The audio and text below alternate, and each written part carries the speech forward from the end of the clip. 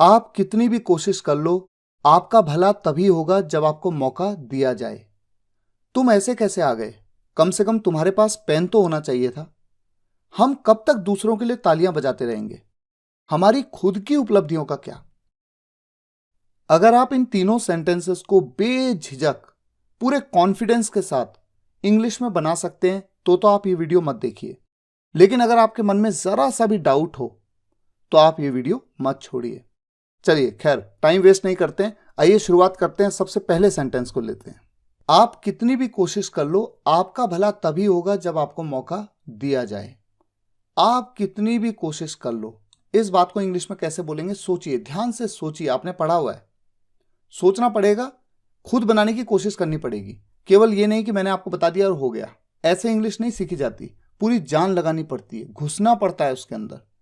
आप कितनी भी कोशिश कर लो। सोचो, आपने कंजंक्शंस पे पढ़ा है नो मैटर का यूज।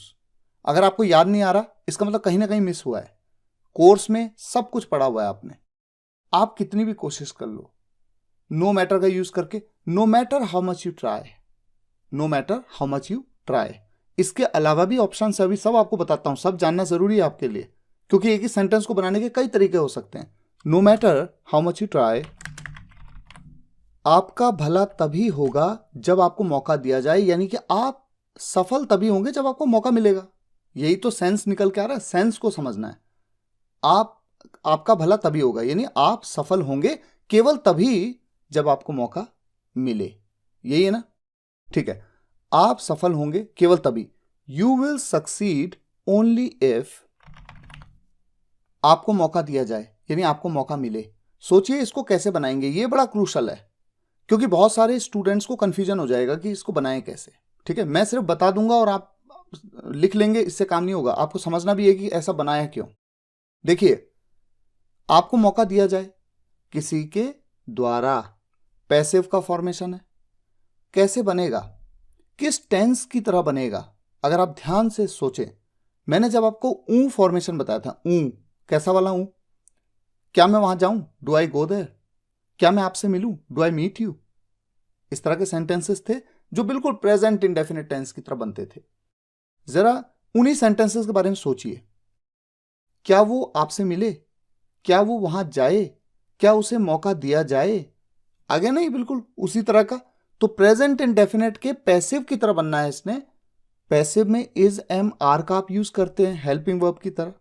प्रेजेंट इंडेफिनिट के पैसिव में आपको मौका दिया जाए, यू आर, यू के साथ आर यूज होगा, यू आर, और फिर उसके बाद वर्ब की थर्ड फॉर्म देने की बात हो रही है, given. You are given a chance. ये लीजिए, ये बन गया आपका पूरा sentence. No matter how much you try, you will succeed only if you are given a chance. अब इसी बात को बोलने के तो कई तरीके हो सकते हैं। देखिए, चांस की जगह पे अपॉर्चुनिटी भी तो कह सकता हूं। Only if you are given an opportunity, an, फिर ये ए नहीं रहेगा ना, एन हो जाएगा। सही हो गया। No matter how much you try, आप कितनी भी कोशिश कर लो, इसकी जगह पे कौन कौन से कंजंक्शंस बताए गए हैं? सोचिए, नो मैटर की जगह पे क्या कह सकता हूं? ये तो सही है, इसके अलावा देखिए, इरिस्पेक्टिव ऑफ, या फिर कोई और तरीका आपके दिमाग में आ रहा है? रिगार्डलेस ऑफ, रिगार्डलेस का भी तो यूज करते हैं। Regardless of how much you try, you will succeed only if you are given an opportunity. सही हो गया। इसके अलावा एक बड़ा सा यूनिक सा तरीका, हाउएवर, हाउएवर का यूज कंजंक्शंस में आपने पढ़ा हुआ है। However you try, however you try, you will succeed only if you are given an opportunity. ऐसे भी बोल सकते हैं इस बात को। और मैंने आपको जब WH family member plus ever का यूज बताया था, तो how so ever you try, जैसे हम कहते हैं व्हाट सो एवर यू से, उसी तरह से how so ever you try, you will succeed only if you are given an opportunity. एक और बात, यू विल ओनली सक्सीड, ऐसे भी बोल सकते हैं, you will only succeed if you are given an opportunity. और इफ की जगह पे when का यूज भी कर सकते हैं। तो ओनली इफ की जगह पे ओनली when का भी यूज आपने सीखा हुआ है, तो कोई कंफ्यूजन की स्थिति नहीं है। इस तरह से भी आप सेंटेंस को बोल सकते हैं, how so ever you try, you will only succeed when you are given an opportunity. तो आपने देखा कि सेंटेंस किन किन तरीकों से बना। देखिए, ये सभी तरीके आपके दिमाग में तुरंत क्लिक होने चाहिए। अगर नहीं हो रहे हैं तो कहीं ना कहीं आपकी मेहनत में कमी है, ये आप मान के चलिए। और अगर आप ये सोच रहे हो कि ठीक है एक दो तरीके आ जाएं और किसी तरह से थोड़ा थोड़ा तोड़ के बना ले सेंटेंस तो काम हो जाएगा, नहीं होगा, काम नहीं होगा। आपको अच्छे से इंग्लिश सीखनी है, इंग्लिश बोलना सीखना है, आपको पूरी जान लगानी पड़ेगी। एक एक कॉन्सेप्ट आपको पता होना चाहिए। हाउ एवर का यूज हो सकता है, हाउ सो एवर का यूज हो सकता है, यहां पर तो इन वट एवर वे का भी यूज हो सकता है। In what ever way you try, you will only succeed when you are given an opportunity. बोला जाएगा इस तरह से, कोई प्रॉब्लम नहीं, ठीक है ना। तो ये सेंटेंस हो गया। अब आ जाते हैं नेक्स्ट सेंटेंस पे। तुम ऐसे कैसे आ गए, कम से कम तुम्हारे पास पेन तो होना चाहिए था। मान लीजिए आप क्लास में घुसे, कुछ भी नहीं है आपके पास, और टीचर कह रही हैं कि ऐसे कैसे आ गए, कम से कम पेन तो होना चाहिए था तुम्हारे पास। तो ऐसे कैसे, इसको कैसे बोलते हैं इंग्लिश में, बताइए, सोचिए, आपने पढ़ा हुआ है। स्टार्ट स्पीकिंग इंग्लिश करके जो लेसन है, उसमें एक वीडियो में इस तरह का फॉर्मेशन मैंने बताया था।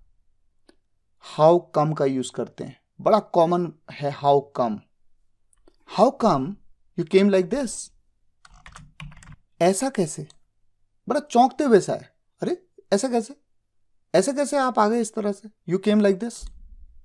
या फिर अच्छा, चूंकि यहां पर हाउ कम, इसमें भी कम आता है, तो जब जो एडवांस स्पीकर्स हैं जब वो बोलते हैं तो जनरली क्या होता है कि वो रिपीटेशन नहीं होना चाहिए वर्ड्स का, आइडली। और ये आप शुरुआत में तो नहीं समझेंगे, लेकिन जैसे जैसे इंग्लिश इंप्रूव होगी आप समझेंगे।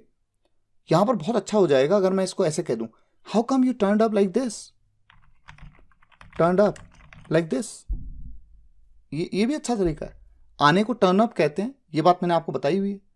How come you turned up like this, कम से कम तुम्हारे पास पेन तो होना चाहिए था, पास होना चाहिए था। इसके लिए आपने कौन सी मॉडल वर्ब पढ़ी है, याद करिए। चाहिए के लिए आप क्या यूज करते हैं, शुड। चाहिए था के लिए शुड हैव का यूज किया जाता है। पास होना चाहिए के लिए शुड हैव का यूज किया जाता है। पास होना चाहिए था के लिए क्या यूज किया जाता है, शुड हैव हैड। एटलीस्ट, कम से कम, you should have had a pen. ठीक है, बन गया sentence. How come you turned up like this. Turned up की जगह पे आप सिंपल केम भी कह सकते हैं, हो सकता है थोड़ा एडवांस हो आपके लिए, पर आप केम कह सकते हैं, कोई प्रॉब्लम नहीं है इसमें। How come you came like this, at least you should have had a pen. ठीक हो गया। अगर मैं थोड़ा सा इसको और इंप्रूव कर लूं, तुम खाली हाथ कैसे आ गए, कम से कम तुम्हारे पास पेन तो होना चाहिए था, खाली हाथ बोल दिया तो एम्प्टी हैंडेड कह दूंगा। How come you came empty handed. ये देखिए, how come you came empty handed, at least you should have had a pen. इस तरह से सेंटेंस बन गया है। ठीक है, मुझे उम्मीद है कुछ तो सीखने को मिला है। नेक्स्ट, हम कब तक दूसरों के लिए तालियां बजाते रहेंगे, हमारी खुद की उपलब्धियों का क्या। ये सेंटेंस कोई व्यक्ति किसी दूसरे को तब कह सकता है थोड़ा फ्रस्ट्रेशन में, एक तरह से, कि दूसरों की तो हम बहुत प्रशंसा कर रहे हैं, दूसरों को बहुत अपलॉड कर रहे हैं, लेकिन हम कुछ खुद तो कुछ कर नहीं पा रहे कि चार लोग हमारे लिए भी कुछ अच्छी बातें बोलें, कुछ हमारी उपलब्धियों पे भी तालियां बजें। तो ये उस तरह का सेंस हो सकता है सेंटेंस का। कैसे बनेगा ये सेंटेंस, सोचिए। हम कब तक दूसरों के लिए तालियां बजाते रहेंगे, कब तक, यहां तो कोई डाउट नहीं है। हाउ लॉन्ग का आप यूज करेंगे, हाउ लॉन्ग हम दूसरों के लिए तालियां बजाते रहेंगे। गागेगी आ गया, विल का आप यूज करते हैं। और जब भी किसी इंटेरोगेटिव सेंटेंस में आप WH फैमिली मेंबर सबसे पहले शुरुआत करते हैं, हाउ लॉन्ग से आपने शुरू किया, उसके बाद विल का यूज करेंगे आप। ठीक है, और कौन, हम दूसरों के लिए तालियां बजाते रहेंगे, तो काम को कौन करता रहेगा, हम करेंगे, तो हमारे लिए we as a subject. How long will we, उसके बाद वर्ब की फर्स्ट फॉर्म। अच्छा, वर्ब क्या है, क्रिया क्या है, तालियां बजाते रहेंगे, किसी काम को करते रहेंगे, ऐसे में कीप का आप यूज करते हैं। ये आपने कीप के वीडियो में पढ़ा है। और कीप के तुरंत बाद जो भी वर्ब आती है ऑब्जेक्टिव पार्ट में, उसकी ING फॉर्म का यूज करते हैं। यहां पर क्या है, ताली बजाना, ताली बजाने को क्लैप कहते हैं, क्लैपिंग। दूसरों के लिए, फॉर अदर्स। तो देखिए क्या बना, how long will we keep clapping for others. हमारी खुद की उपलब्धियों का क्या, हमारी खुद की उपलब्धियों का क्या, मतलब हमारी खुद की उपलब्धियों का क्या होगा। ये आपको मैंने स्टार्ट स्पीकिंग इंग्लिश के लेसन में एक सेंटेंस स्ट्रक्चर में बताया था। What about our own achievements, how long will we keep clapping for others, what about our own achievements. इस तरह से हम बोल सकते हैं। देखिए कितना अच्छा सेंटेंस बना। अच्छा, हम कब तक दूसरों के लिए तालियां बजाते रहेंगे, यानी कि कुछ इस तरह का सेंस है ना कि हम कब तक दूसरों की प्रशंसा करते रहेंगे। प्रशंसा करना एक तरह से, तो उसके लिए अपलॉड भी कह सकते हैं। अपलॉड वर्ड भी अच्छा है। How long will we keep applauding others, यहां पर हमने क्लैपिंग फॉर की जगह पे अपलॉडिंग कह दिया। How long will we keep applauding others, what about our own achievements. तो इस तरह से भी हम सेंटेंस को बना सकते हैं। तो तीनों सेंटेंस आपने बनाने सीखे। अब एक सेंटेंस मैं आपके सामने रखता हूं, देखिए आपकी स्क्रीन पे है। इस सेंटेंस को इंग्लिश में कैसे बोला जाए, ये बात आपको इस वीडियो के कमेंट्स में 100% लिखनी है। होमवर्क को कभी भी इग्नोर नहीं करना चाहिए। जब जब मौका मिले अपनी काबिलियत को दिखाइए। फिलहाल आज के लिए यहीं तक। मुझे उम्मीद है आपको ये वीडियो लेक्चर पसंद आया होगा। पसंद आया हो तो वीडियो को लाइक और शेयर जरूर करिएगा। कॉमेंट्स में बताइएगा कैसा लगा। मिलते हैं नेक्स्ट वीडियो लेक्चर में, तब तक के लिए टेक केयर, गुड बाय।